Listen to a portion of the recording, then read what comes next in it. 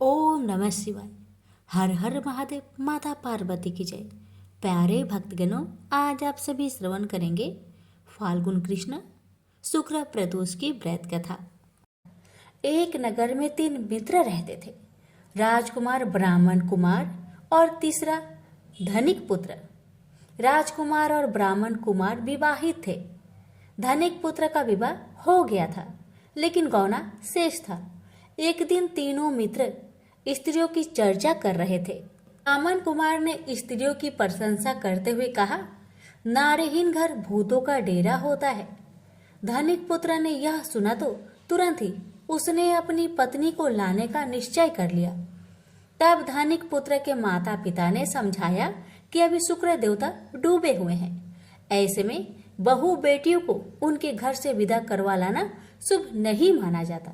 लेकिन धनिक पुत्र ने एक नहीं सुनी और ससुराल पहुंच गया। ससुराल में भी उसे मनाने की कोशिश की गई, लेकिन वो जीत पर अड़ा रहा और कन्या के माता पिता को उनकी विदाई करनी पड़ी।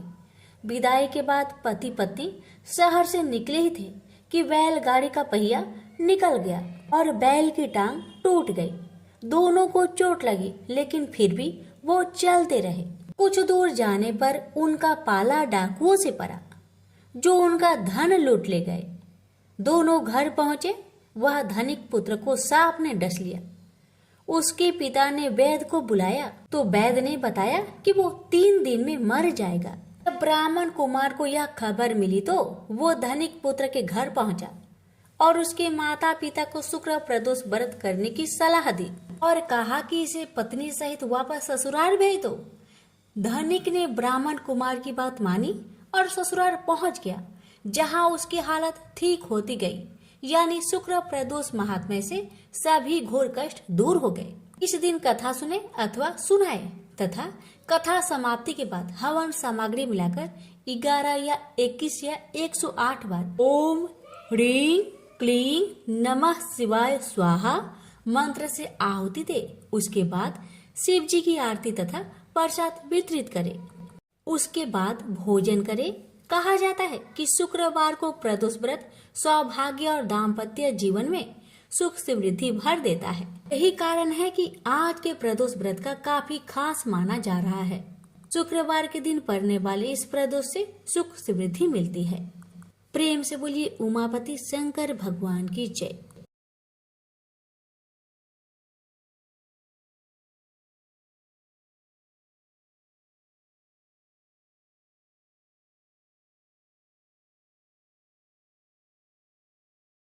स्कंद पुराण में वर्णित एक कथा के अनुसार प्राचीन काल में एक विधवा ब्राह्मणी अपने पुत्र को लेकर भिक्षा लेने जाती थी और संध्या को लौटती थी। एक दिन जब वह भिक्षा लेकर लौट रही थी तो उसे नदी किनारे एक सुंदर बालक दिखाई दिया, जो विदर्भ देश का राजकुमार धर्मगुप्त था। शत्रुओं ने उसके पिता को मारकर उसका राज्य हड़प लिया था। उसकी माता की भी मृत्यु अकाल हुई थी। ब्राह्मणी को उस बालक को देखकर बहुत दया आई और उसने उस बालक को अपना लिया और उसका पालन पोषण किया।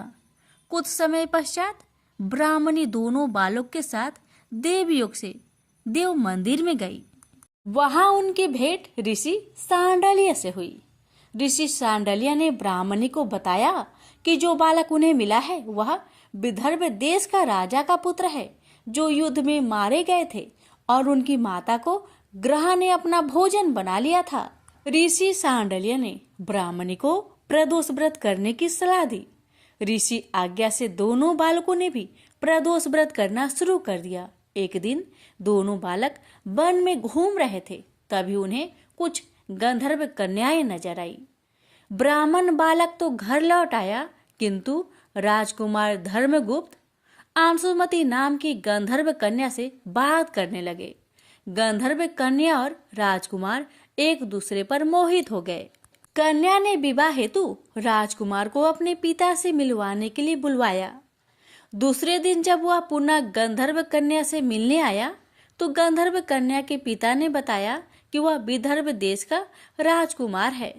भगवान शिव की आज्ञा से गंधर्व राज ने अपनी पुत्री का विवाह राजकुमार धर्मगुप्त से करवाया।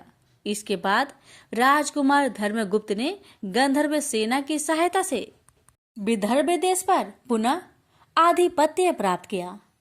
यह सब ब्राह्मणी और राजकुमार धर्मगुप्त के प्रदोष व्रत करने का फल था। स्कंद पुराण के अनुसार जो भक्त प्रदोष व्रत के दिन शिव पूजा के बाद एकाग्र होकर प्रदोष व्रत कथा सुनता या पढ़ता है, उसे 100 जन्मों तक कभी दरिद्रता नहीं होती। प्रेम से बोलिए उमापति शंकर भगवान की जय। एक समय की बात है कि बहुत वर्ष पूर्व ऋषि मुनि भगवान को पाने के लिए कठोर तपस्या करते थे।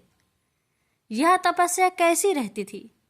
एक पांव पर खड़े होकर नमस्कार की मुद्रा में भगवान का नाम जप करना, पानी में नमस्कार की मुद्रा में खड़े रहकर अखंड भगवान का नाम जप करना, हिमालय जैसे पर्वत पर जाकर अत्यंत ठंड में एक ही जगह अनेक वर्ष तक बैठकर नाम जप करना, इस प्रकार तपस्या की जाती थी। तपस्या के समय न कुछ खाया जाता था न ही पिया जाता था। इसी प्रकार कठोर तपस्या करने के बाद भगवान भक्त पर प्रसन्न होकर उन्हें आशीर्वाद देते थे। इसी प्रकार भगवान शंकर को पति रूप में पाने के लिए माता पार्वती कठोर तपस्या कर रही थी। तपस्या के समय वह भगवान के चिंतन में ध्यान मग्न बैठी थी। उनकी तपस्या पूर्ण होने ही वाली थी कि उसी समय उन्हें एक बालक के डूबने की चीख सुनाई दी। माता तुरंत उठकर वहां पहुंची। उन्होंने देखा एक मगरमच्छ बालक को पानी के अंदर खींच रहा है। वह बालक अपने प्राण बचाने के लिए बहुत प्रयास कर रहा था तथा मगरमच्छ उसे खाने का प्रयास कर रहा था। अंततः करुणामयी माता पार्वती को बालक पर दया आई। माता ने मगरमच्छ से निवेदन करते हुए कहा, बालक को छोड़ दो, इसे आहार न बनाओ। उस पर मगरमच्छ बोला, माता यह मेरा आहार है।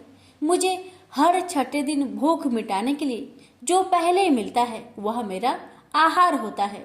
मेरा आहार ब्रह्मा ने निश्चित किया है। माता पार्वती ने फिर कहा, आप इसे छोड़ दो, मैं इसके बदले अपनी तपस्या का फल आपको दूंगी।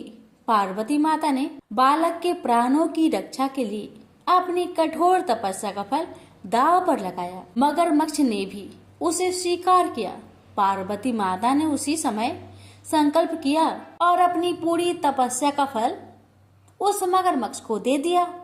मगरमच्छ को माता के तपस्या का फल प्राप्त होने के कारण वह सूर्य के जैसे चमक उठा। उसकी बुद्धि में शुद्ध हो गई। उसने कहा, माता आप अपना पुण्य वापस ले लीजिए, मैं इस बालक को छोड़ दूंगा। माता ने तो वचन दिया था, इसलिए उन्होंने तपस्या का फल वापस लेने से मना कर दिया और वह बालक को गोद में लेकर ममता से दुलारने लगी। बाद में माता ने उस बालक को उसके घर सुरक्षित लौटा दिया और वे अपने स्थान पर वापस आ गई। भगवान शिव जी को प्राप्त करने हेतु उन्होंने पुनः तप करना आरंभ कर दिया। उसी समय भगवान शिव जी माता पार्वती के सामने प्रकट हो गए। भगवान शिव जी उन्हें बोले, पार्वती अब तुम्हें तप करने की आवश्यकता नहीं है। हर प्राणी में मेरा ही वास है। तुमने उस मगरमच्छ को अपने तप का जो फल दिया है वह मुझे ही प्राप्त हुआ है, इसलिए तुम्हारे तप का फल अनंत गुना हो गया है। तुमने करुणा और ममता से द्रवित होकर बालक की रक्षा की, इसलिए मैं तुम पर प्रसन्न हूँ और तुम्हें अपनी पत्नी के रूप में स्वीकार करता हूँ। प्रेम से बोलिए उमापति शंकर भगवान की जय। एक समय की बात है, एक क्षेत्र में पुत्र की प्राप्ति हेतु भगवान शिव से आज्ञा लेकर पार्वती ने 1 वर्ष तक चलने वाले पुण्यक व्रत का समापन किया। व्रत की समाप्ति पर पुरोहित सनत कुमार ने देवी पार्वती से कहा, सुब्रते मुझे दक्षिणा चाहिए। पार्वती ने मुंह मांगी दक्षिणा देने का वचन दिया। फिर क्या था, पुरोहित बने सनत कुमार ने अस्वाभाविक दक्षिणा की याचना की। देवी इस व्रत में दक्षिणा स्वरूप मुझे अपने पति को दीजिए। यह सुनते ही देवी पार्वती पर जैसे वज्रपात हुआ। वो व्याकुल होकर विलाप करती हुई मूर्छित हो गई। पार्वती को मूर्छित देखकर ब्रह्मा, विष्णु और मुनियों को हंसी आ गई। उन्होंने पार्वती को समझाने के लिए भगवान शिव को भेजा। पार्वती की मूर्छा टूटने पर शिव ने उन्हें समझाया, हे देवी, देव कार्य, पितृ कार्य या नित्य नैमित्तिक जो भी कार्य दक्षिणा से रहित होता है निष्फल हो जाता है। उस कर्म से दाता कालसूत्र नामक नगर में गिरता है। इसके बाद वह दीन होकर शत्रुओं से पीड़ित होता है। ब्राह्मण को संकल्प की हुई दक्षिणा उस समय न देने से वह बढ़कर कई गुना हो जाती है। भगवान विष्णु और ब्रह्मा ने पार्वती से धर्म रक्षा के लिए अनुरोध किया। धर्म ने भी समझाया, देवताओं ने भी कहा, मुनियों ने भी दक्षिणा देने की प्रेरणा दी, फिर भी पार्वती चुप रही। तब सनत कुमार ने कहा, हे शिवे, या तो आप मुझे दक्षिणा में अपने पति को प्रदान कीजिए या अपने दीर्घकालीन कठोर तप का फल भी त्याग दीजिए। इस महान कर्म की दक्षिणा न मिलने पर मैं इस दुर्लभ कठोर व्रत का फल ही नहीं, आपके समस्त कर्मों का फल भी प्राप्त कर लूंगा। उद्गन होकर पार्वती ने कहा, पति से वंचित हो जाने वाले कर्म से क्या लाभ? दक्षिणा देने तथा धर्म और पुत्र की प्राप्ति से मेरा क्या हित होगा? पृथ्वी देवी की उपेक्षा कर वृक्ष की पूजा करने से क्या प्राप्त हो सकेगा? साध्वी स्त्रियों के लिए पति 100 पुत्र के समान होता है। ऐसी स्थिति में यदि व्रत में अपने पति को ही दक्षिणा दे दी जाए तो पुत्र से क्या लाभ? यह सत्य है कि पुत्र पति का ही अंश होता है, लेकिन उसका एकमात्र मूल तो पति ही होता है। मूल धन के नष्ट होने पर समस्त व्यापार ही विनष्ट हो जाता है। उसी समय आकाश में देवताओं और ऋषियों ने एक रत्न निर्मित रथ देखा जो पार्षदों से घिरा हुआ था। उस रथ से श्री नारायण उतरकर देवताओं के सम्मुख उपस्थित हुए। उन श्री नारायण को ब्रह्मा, विष्णु और शिव ने रत्न सिंहासन पर बैठाकर उन्हें प्रणाम किया और हाथ जोड़कर गदगद कंठ से स्तुति की। वहां का सारा वृत्तांत जानकर श्री नारायण ने कहा, शिव प्रिया पार्वती का यह व्रत लोक शिक्षा के लिए है, अपने लिए नहीं, क्योंकि ये तो स्वयं समस्त व्रतों एवं तपस्याओं का फल प्रदान करने वाली है। इनकी माया से ही चराचर जगत मोहित है। फिर उन्होंने पार्वती को संबोधित कर कहा, हे शिवे, इस समय तुम महादेव जी को दक्षिणा में देकर अपना व्रत पूर्ण कर लो, फिर समुचित मूल्य देकर अपने जीवन धन को वापस ले आना। गौओं की भांति शिव भी विष्णु के शरीर में ही है, अतः तुम ब्राह्मण और गो मूल्य प्रदान कर अपने पति को लौटा लेना। यह कहकर वे अंतर ध्यान हो गए। तब पार्वती प्रसन्न मन से अपने प्राण सर्वस्व को दक्षिणा में देने के लिए तैयार हो गई। उन्होंने हवन की पूर्ण आहुति की और अपने जीवन नाथ शिव को दक्षिणा रूप में दे दिया। इसके बाद उन्होंने पुरोहित सनत कुमार से निवेदन किया, हे ब्रिब्बर, गौ का मूल्य मेरे पति के बराबर है। मैं आपको अत्यंत सुंदर 1 लाख गौ प्रदान करूंगी। इसके बदले में आप मेरे जीवन सर्वस्व को लौटा दीजिए। प्राणनाथ के मिल जाने पर मैं पुनः ब्राह्मणों को विपुल दक्षिणाएं प्रदान करूंगी।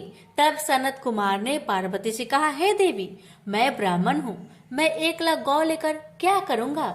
इस दुर्लभ रत्न के सामने 1 लाख गौ की क्या तुलना है? मैं इन्हें साथ लेकर त्रिलोक में भ्रमण करूंगा। उस समय समस्त बालक उन्हें देखकर प्रसन्नता पूर्वक ताली बजा बजाकर अट्ठास करेंगे। कहने के साथ ही सनत कुमार ने भगवान शिव को अपने पास बैठा लिया। यह सुनकर पार्वती जलहीन मछली की भांति छटपटाने लगी। उन्होंने मन ही मन सोचा, कैसा दुर्भाग्य है मेरा कि मुझे ना तो अभिष्ट देव का दर्शन ही हुआ और ना ही व्रत का फल प्राप्त हो सका। आधीर होकर वे अपने प्राण त्यागने के लिए प्रस्तुत हो गई। अकस्मात उसी समय आकाश में तेज समूह प्रकट हुआ। उस तेज समूह को देखकर पार्वती ने उससे अपने ऊपर दया करने को कहा और उस महान तेजो राशि के मध्य विश्व मोहन श्री कृष्ण स्वरूप का दर्शन किया। ऐसे भुवन मोहन अनूप रूप को देखकर भगवती पार्वती उसी के सदृश पुत्र की कामना करने लगी और उसी क्षण उन्हें वह वर भी प्राप्त हो गया। तदंतर वह तेज वही तिरोहत हो गया। तब देवताओं ने ब्रह्मपुत्र सनत कुमार को समझाया। सनत कुमार ने दिगंबर शिव को उनकी प्राणेश्वरी पार्वती को लौटा दिया। तो प्रेम से बोलिए उमापति शंकर भगवान की जय।